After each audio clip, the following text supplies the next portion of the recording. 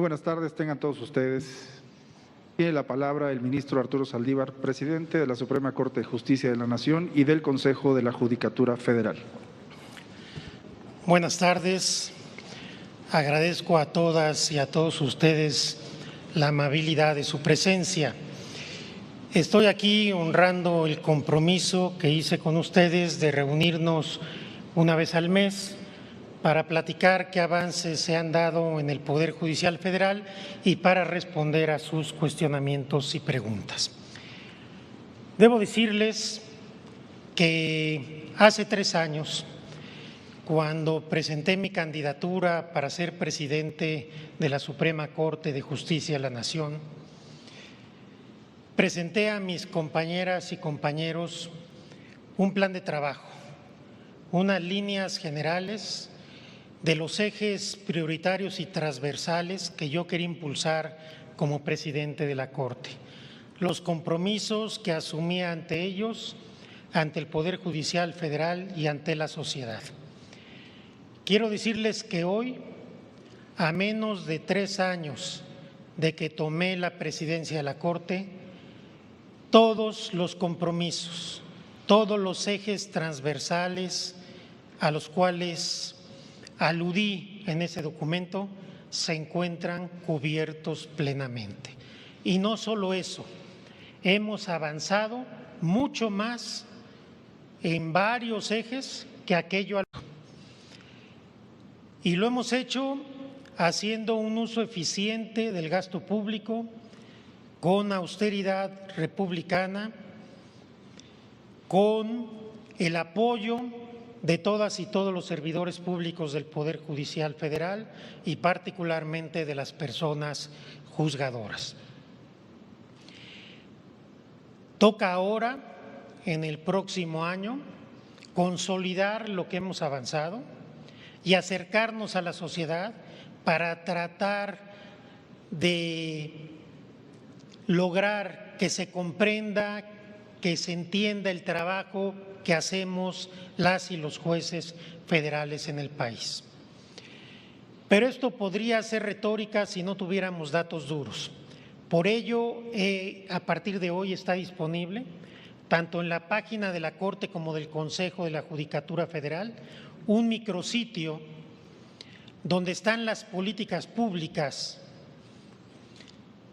donde están los resultados, donde se puede constatar que tenemos un nuevo Poder Judicial Federal, de las políticas a los resultados, de las palabras a los hechos. Este micrositio es un lugar muy accesible, muy fácil de utilizar, muy atractivo, en el que ustedes pueden encontrar datos de los diferentes ejes transversales y políticas públicas de esta administración. ¿Qué hemos logrado en cada uno de los rubros? ¿A qué es lo que nos espera? Los comparativos de las administraciones anteriores. Por ejemplo, ahí pueden ustedes ver con mucha facilidad cómo ha aumentado impresionantemente el porcentaje y el número de mujeres juzgadoras en esta administración.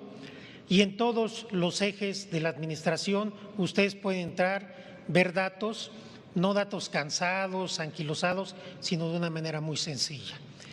También tenemos videos en este micrositio para tratar de generar empatía con las políticas públicas que estamos impulsando. Hoy puedo decir categóricamente que tenemos un nuevo Poder Judicial de la Federación. Esto no significa que no tengamos problemas, esto no significa que ya no haya nada que hacer, pero sí significa que es un Poder Judicial transformado y distinto al que yo recibí. Con hechos, con datos, podemos avalar esta situación. Ahí está el documento de lo que yo ofrecí cuando aspiré a ser presidente y aquí tenemos en este micrositio los datos que hemos logrado hasta el día de hoy en la Corte y en el Consejo de la Judicatura Federal. Y le voy a pedir a Karina quien ha participado activamente en la creación de este micrositio, que les haga a ustedes una muy breve presentación, nada más para que se den cuenta más o menos de qué va este sitio y que después ustedes puedan acudir a él y allegarse todos los elementos. Adelante, Karina. Muchas gracias, ministro presidente. Buenas tardes a todas y a todos. El micrositio del nuevo Poder Judicial de la Federación es un espacio digital que hemos construido para mostrar los esfuerzos de transformación impulsados desde el Consejo de la Judicatura Federal. El objetivo es informar y rendir cuentas sobre las acciones y los logros que hemos alcanzado en 6 grandes políticas. Se muestra en un ejercicio auténtico e inédito de rendición de cuentas y transparencia la información condensada en una herramienta, como pueden ver, accesible, amigable e intuitiva. En este se muestra las acciones, las políticas y los resultados. Las políticas desarrolladas en este micrositio son las siguientes: combate al nepotismo y nueva carrera judicial, justicia laboral, género, acceso a la justicia, combate a la corrupción y transparencia. Por cuestión de tiempo, entraré a explicar la estructura que es común a todas las políticas con género. Conscientes del problema estructural, abordamos esta política con 3 ejes fundamentales: mejorar las condiciones de trabajo, integración paritaria en todos los órganos jurisdiccionales y en las áreas administrativas, y fomentar la capacitación para asegurar y garantizar que se juzgue y se defienda con perspectiva de género. En la página, como pueden ver, se muestra una breve explicación y al inferior los resultados que consideramos más relevantes. Estos resultados son desarrollados a su vez en cada línea de acción específica. Cuando entramos a un eje, podemos ver del lado izquierdo las acciones específicas que lo conforman y del lado derecho el contenido desde 3 perspectivas fundamentales. La visión: ¿qué proyección tuvimos? ¿A partir de qué diagnóstico? ¿Qué teníamos en mente para desarrollar la política? El proceso, lo que desarrollamos, las medidas, las acciones detalladas y explicando a fondo para lograr esta visión. Y por último, los resultados. ¿Qué logramos? Resultados medibles y consultables en este micrositio, con gráficas, con tablas, con estructuras, con documentos descargables, incluso con ligas a otras herramientas digitales que también hemos trabajado desde el Consejo de la Judicatura Federal. Como pueden ver, esta herramienta busca crear conocimiento público, consolidar la confianza, pero también explicar de manera amigable las implicaciones que tiene el quehacer institucional desde el Consejo de la Judicatura Federal en la vida de las personas. Además, trabajamos videos que acompañan a las políticas. A continuación les presentaremos el video de género. Muchas gracias. Todos los derechos para todos. Pero, ¿para todas? ¿Te han hecho sentir que tus opiniones valen menos o que tus ideas solo se escuchan cuando las repite un hombre? ¿Has trabajado en un ambiente hostil en el que calificar a las mujeres por su apariencia o preguntarles sobre su vida de pareja, sexual o privada en general se considera normal? ¿Has participado o solapado estas conductas? ¿Te has quedado callado por miedo al rechazo? ¿Has dicho que sí a esa invitación no bienvenida por miedo a perder tu empleo o porque se impone como condición para avanzar en tu carrera? Las mujeres, las personas con capacidad de gestar, las personas de la diversidad sexual y en general quienes no se reconocen como hombres heterosexuales, enfrentamos barreras muy diferentes. Históricamente se nos ha asignado la responsabilidad exclusiva del cuidado de la casa y la familia. Obligaciones que, cuando son impuestas, pueden llevarnos a renunciar a nuestros proyectos de vida y nos colocan en total desventaja. Pero el mundo está cambiando, lo están cambiando ellas. Nosotras, las voces que intentaron callar, las que nos precedieron. De las miles de mujeres que durante años han luchado por sus derechos, el logro y el mérito es de todas ellas. Las que marcaron el rumbo que seguimos para sembrar la nueva política de igualdad de género para el Poder Judicial de la Federación, basada en conciliar la vida laboral, personal y familiar sin que se excluyan, implementando, entre otras cosas, licencias de paternidad y salas de lactancia. Cero tolerancia a las violencias sexuales y de género, acompañamiento a sus víctimas, así como trabajo por generar masculinidades diversas, integración paritaria en todos los órganos y cargos. Para lograrlo, concursos de oposición exclusivos para mujeres y una política de adscripciones que favorezca a quienes realicen labores de cuidado, así como capacitación y profesionalización para garantizar la perspectiva de género en todo el ciclo del acceso a la justicia. Esto solo puede ser el principio. Nos necesitamos todas, todes y todos.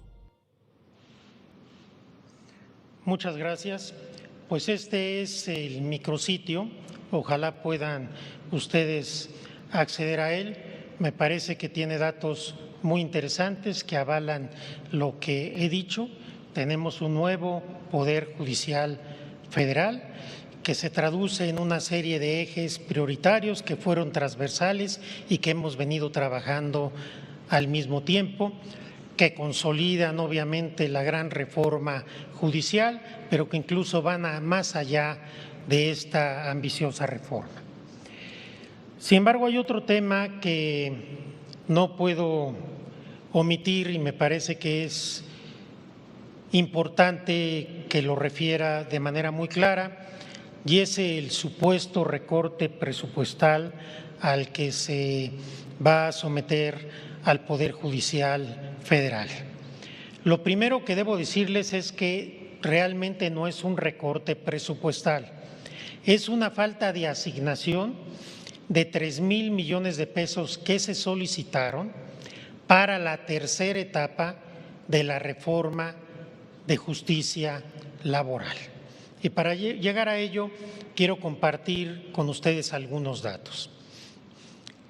En los 3 años de mi administración, hemos ejercido cada año un 10% menos de presupuesto en términos reales que el que se ejerció en 2018 antes de mi llegada a la presidencia de la Corte. Y hemos ejercido consecuentemente un presupuesto 7,000 millones de pesos menos en términos reales cada uno de los años que me ha tocado administrar el Poder Judicial Federal. Se dice fácil, pero con estos recursos hemos logrado todos los resultados. Hemos hecho un gasto honesto, pulcro y austero del gasto público. No solo hemos mantenido el funcionamiento del Poder Judicial Federal, sino hemos generado todas nuestras políticas públicas.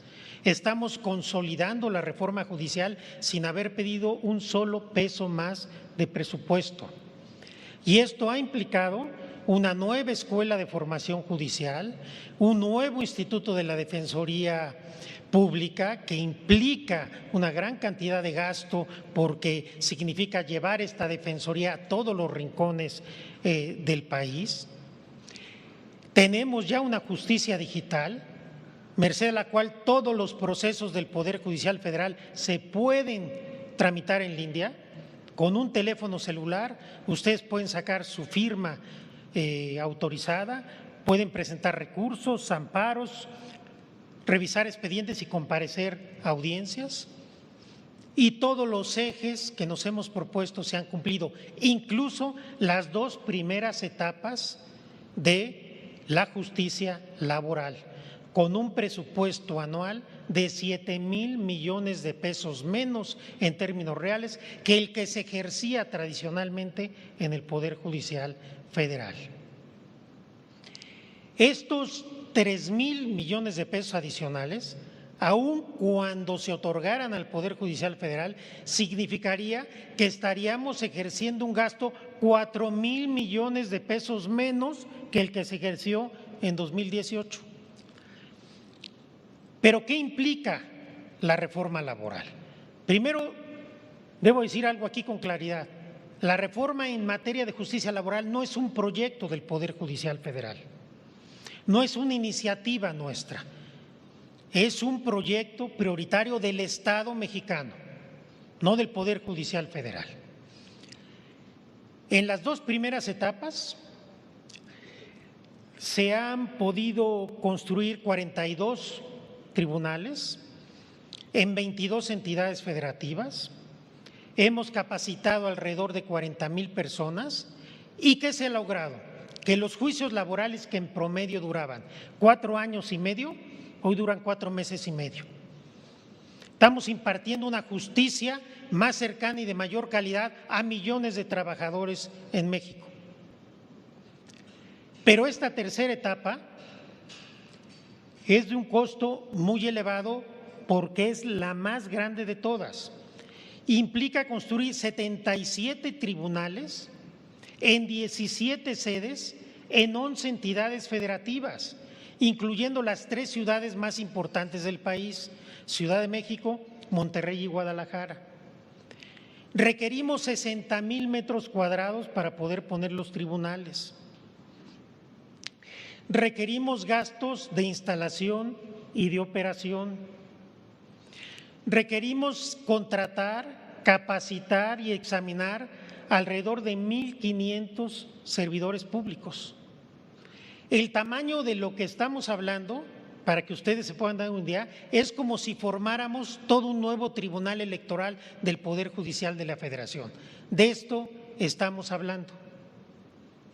No son recursos que requiere el Poder Judicial para nuestra reforma judicial, ni para consolidar los cambios que estamos llevando a cabo, ni para el funcionamiento ordinario del Poder Judicial. Se pidieron para cumplir con este compromiso del Estado mexicano.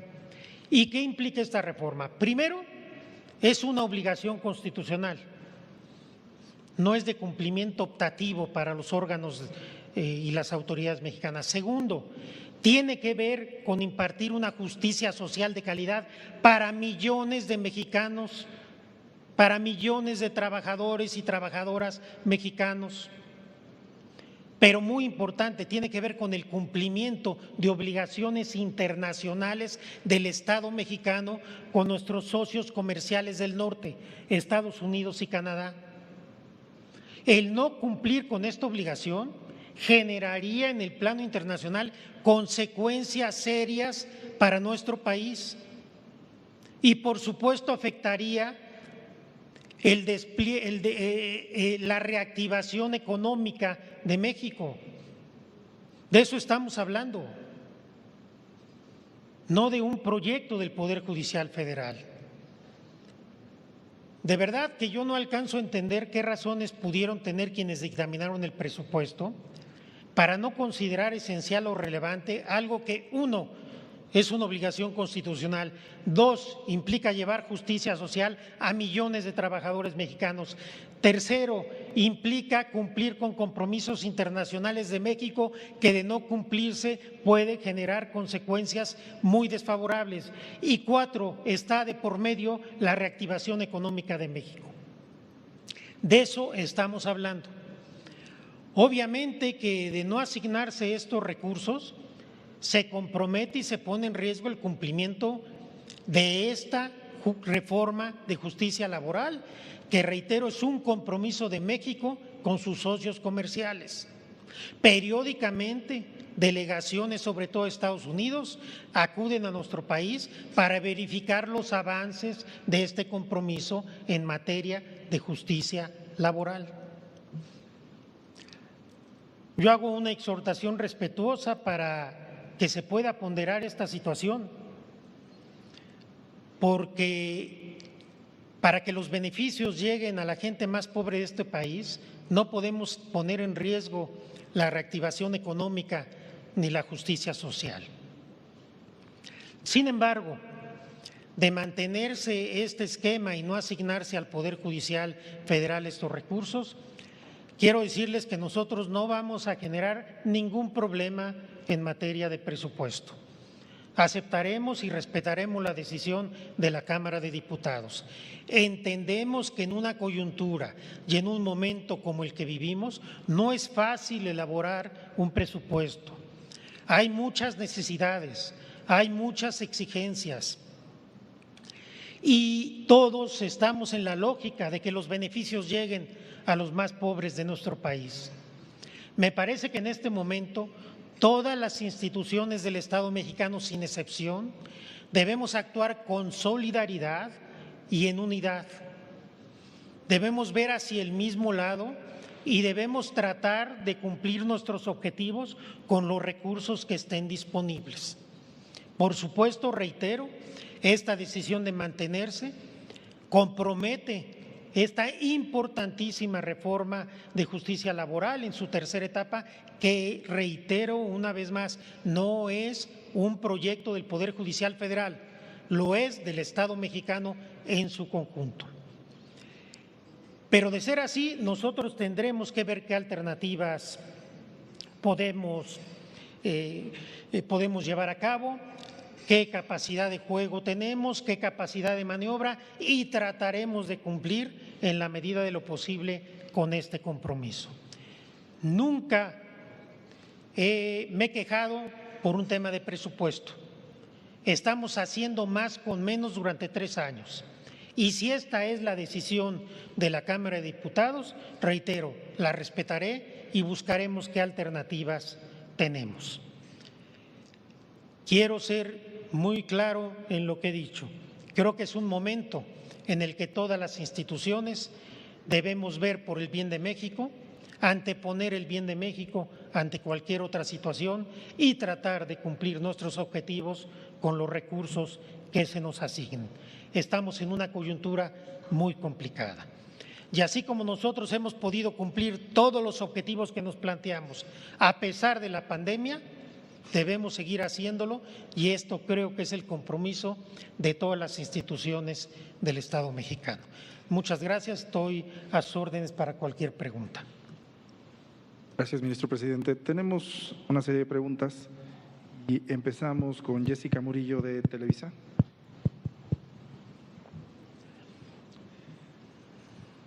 Gracias. Muy buenas tardes, ministro. Hola, buenas tardes a todos.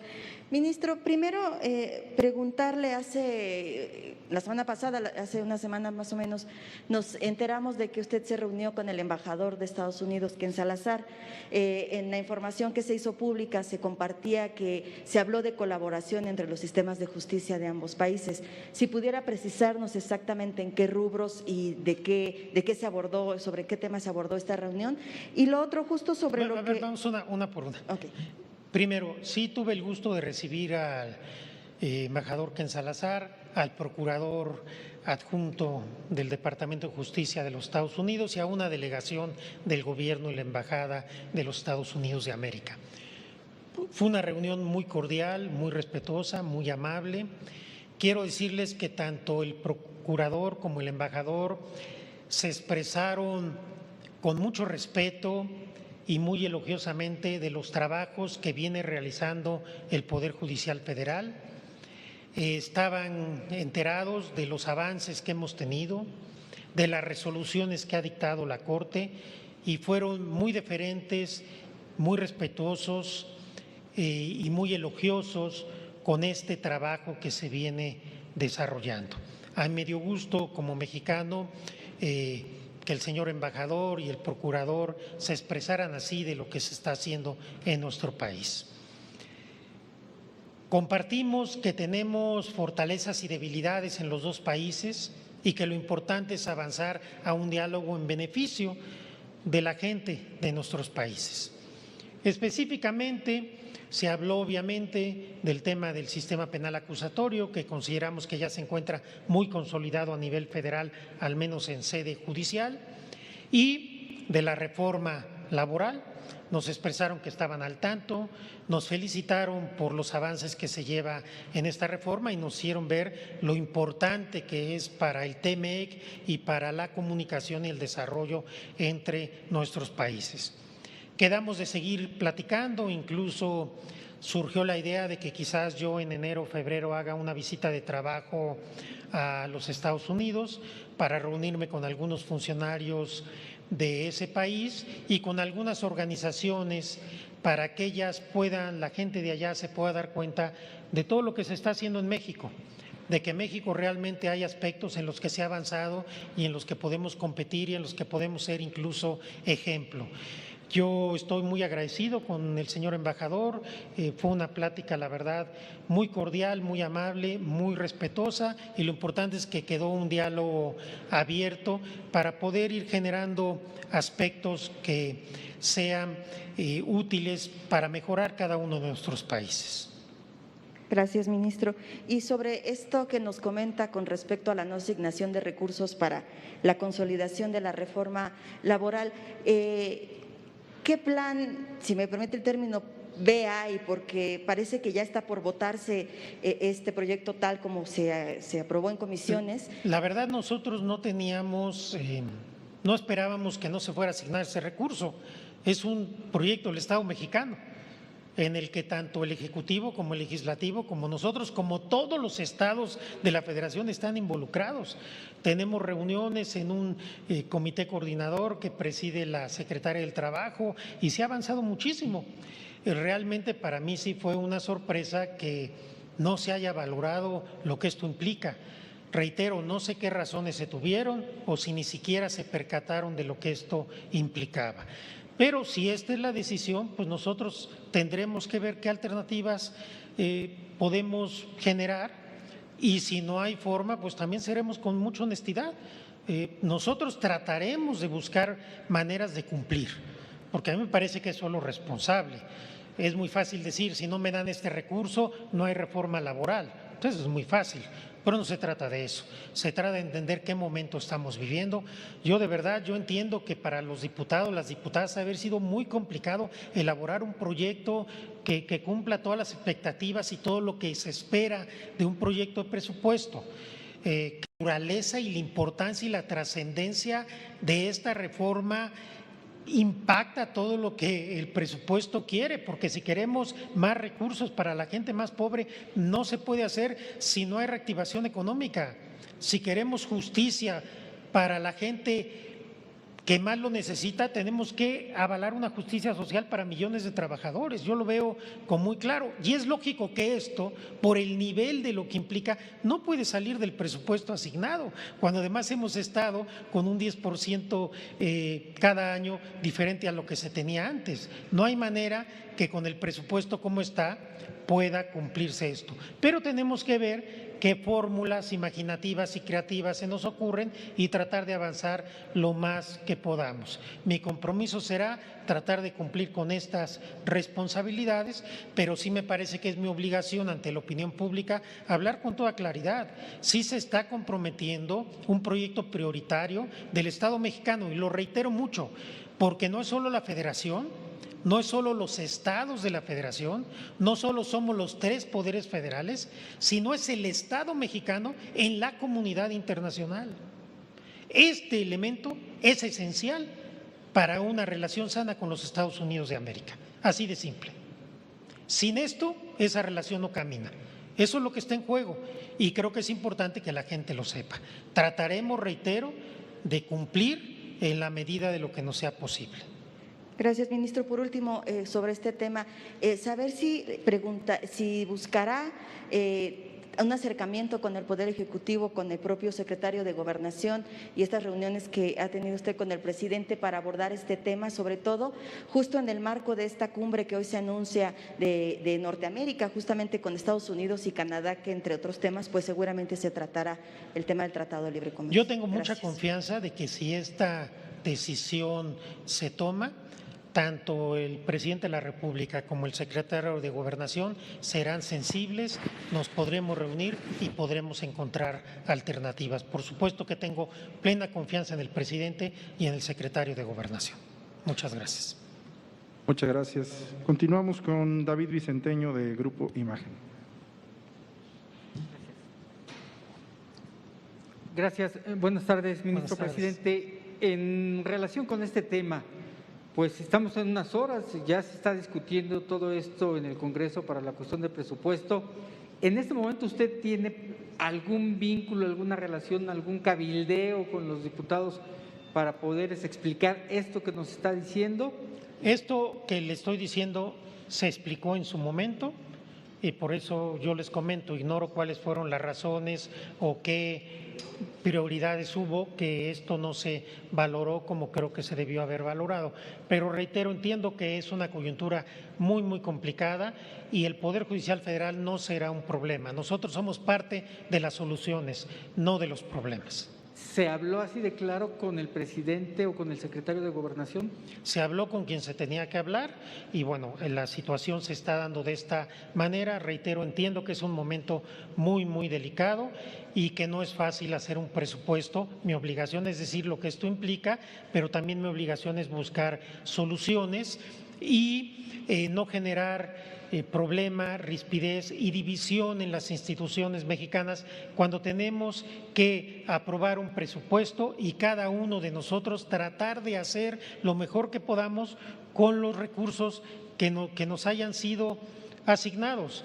Es muy fácil en momentos como este pues tratar simplemente de acudir a un expediente de no tengo recursos y no hago lo que me toca. Yo creo que el país no está para eso. El país está para que todos tratemos de sumar en la medida de lo posible. Claro, si no es posible, pues se tendrá que informar a la opinión pública. Pero de verdad el país tiene muchas necesidades. Se están tratando de que los recursos lleguen a quienes menos tienen. Todos debemos ser sensibles y no ser parte del problema, sino ser parte de las soluciones. Lo que hemos hecho estos 3 años era impensable hace 3 años. Yo estoy convencido que los cambios son posibles con voluntad política, con decisión y que se puede hacer un mejor uso del gasto público como se ha venido haciendo. Claro, esto tiene límites, se tienen que hacer 77 tribunales, no hay manera que no se hagan, pero falta todavía mucho. Aun cuando esto se aprobara, yo creo que nosotros buscaríamos qué alternativas tenemos, porque creo que es prioritario para el país que no se detenga la justicia laboral, por las razones que ya invoqué. Presidente, por último, dice que ha venido manejando menos presupuesto cada año en estos 3 que lleva su gestión. ¿Qué se ha visto afectado? ¿A qué? Esta es una no asignación, sí. Dice, pero usted sí en el presupuesto de la Suprema Corte. No solo no se ha visto afectado nada, sino hemos hecho más cosas, nada, hemos hecho más con menos. Hacemos mucho más cosas que las que se hacían antes con menos presupuesto. Capacitación de funcionarios, salarios. Capacitación de la nueva escuela judicial, la Defensoría Pública, la justicia digital, los centros de justicia penal, los centros de justicia laboral, la comunicación social, etcétera. Todos los rubros, todos los ejes que ustedes pueden ver en el micrositio, hacemos mucho más cosas. Lo que pasa es que usamos el gasto público de manera más eficiente. Tenemos un buen sentido de la autoridad republicana. No se ha afectado en lo más mínimo la impartición de justicia, se afectaron áreas administrativas menores que eran dilapidar el gasto. No hemos tenido ninguna afectación, el Poder Judicial funciona mejor que nunca, con mayor eficiencia y eficacia y con una cantidad de políticas públicas que antes no se tenían. Lo que pasa es que yo me comprometí a un uso razonable, racional y austero y eficiente y eficaz del gasto público, y es lo que venimos haciendo. Por eso era la introducción, decirles, a ver, no es que nosotros estemos pidiendo más, hemos actuado estos 3 años con mucho menos de lo que se le daba a las administraciones anteriores. No obstante, no solo hemos cumplido, hemos hecho un nuevo Poder Judicial, pero esto implica, como si quisieran que con el mismo presupuesto generáramos todo un nuevo Poder Judicial de la Federación. Es imposible. Si esto se vota así, tendremos que buscar qué alternativas hay para tratar de cumplir este objetivo.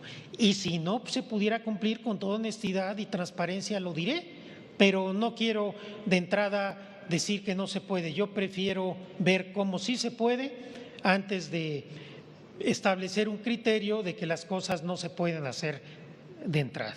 ¿Quería encontrar las vías? Gracias. Gracias. Muchas gracias. Continuamos. Diego Borbolla, de Televisión Azteca.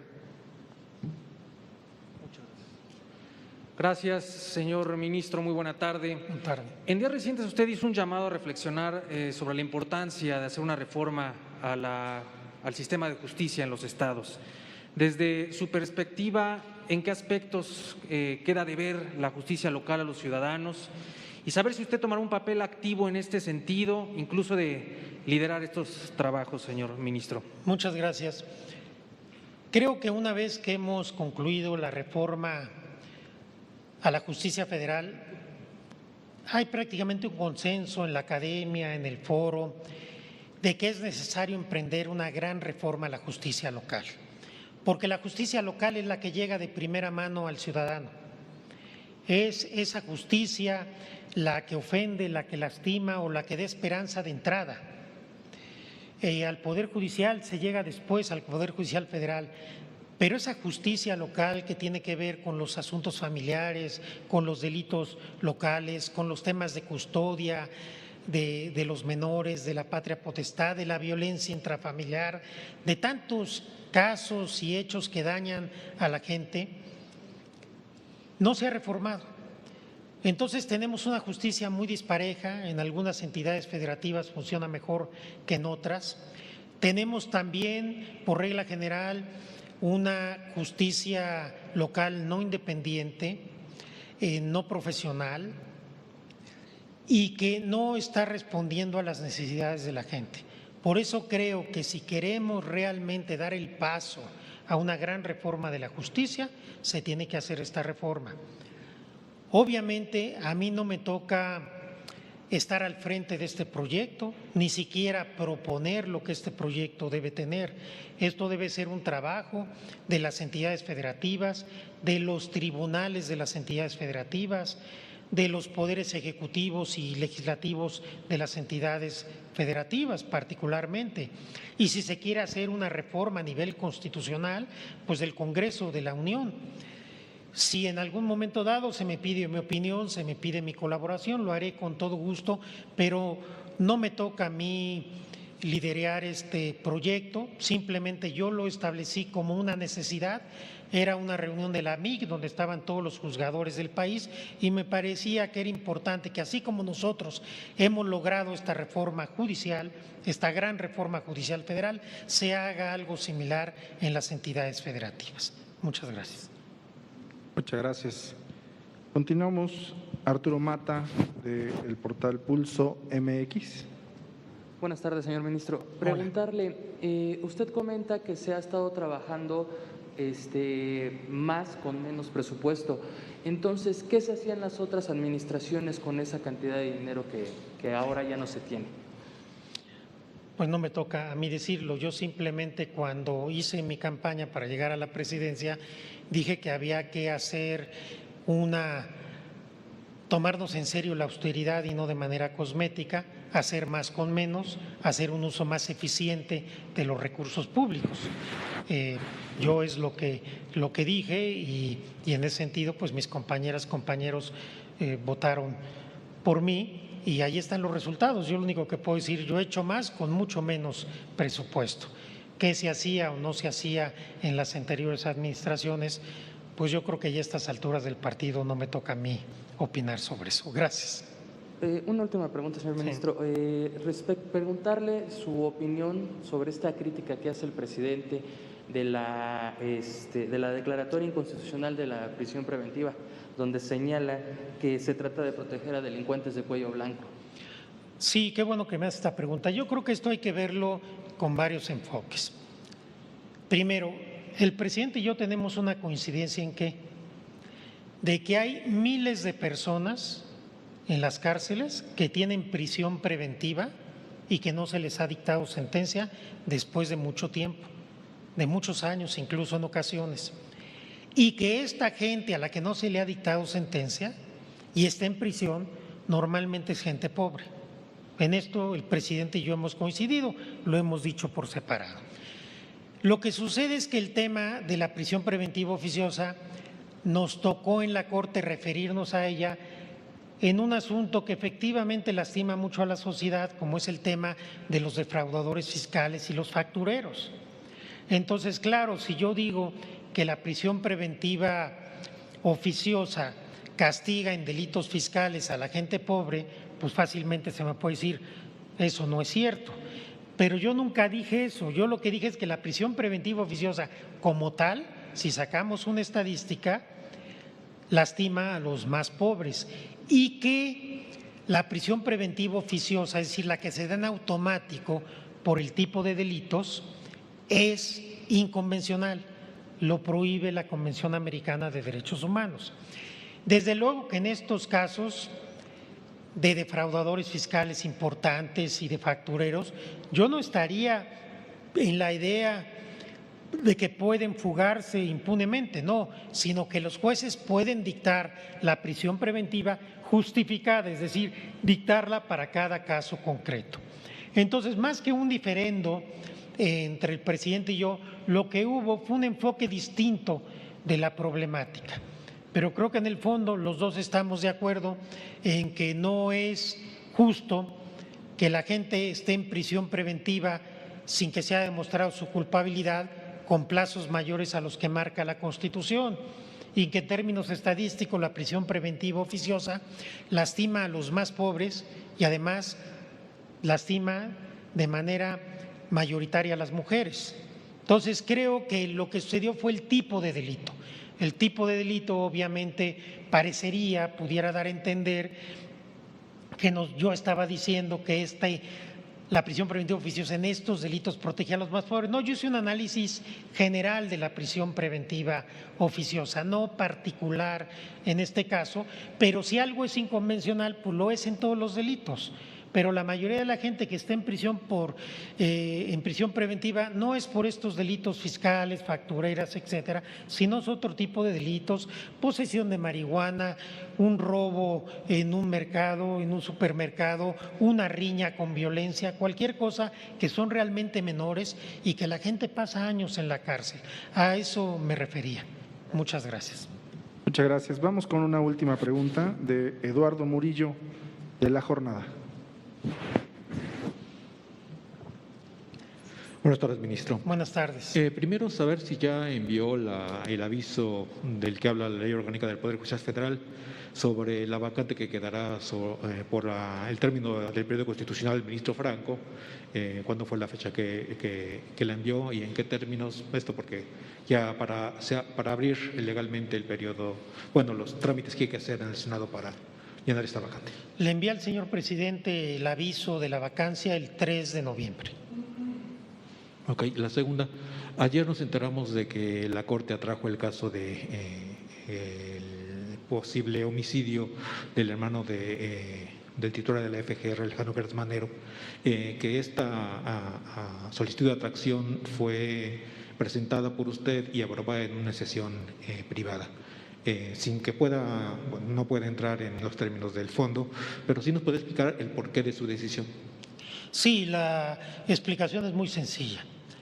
Este caso es un caso que ha generado un interés mediático muy importante y que por las peculiaridades de él, sobre las cuales no es necesario que yo entre porque todos ustedes las conocen, se ha venido ya generando una afectación a la imagen de la Fiscalía General de la República y del fiscal general en su carácter institucional.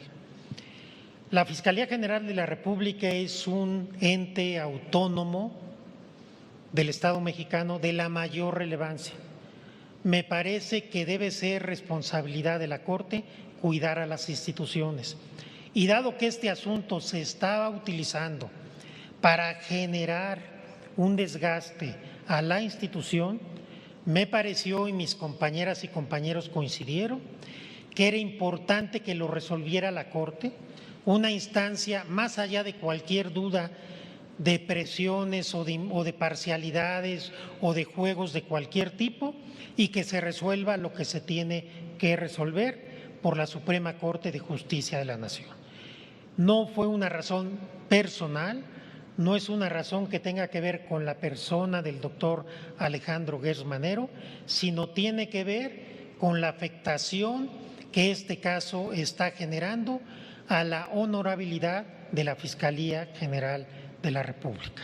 Entonces, que se resuelva en la Corte con claridad, con contundencia, de la forma que sea adecuada a derecho, con el resultado cualquiera que éste sea.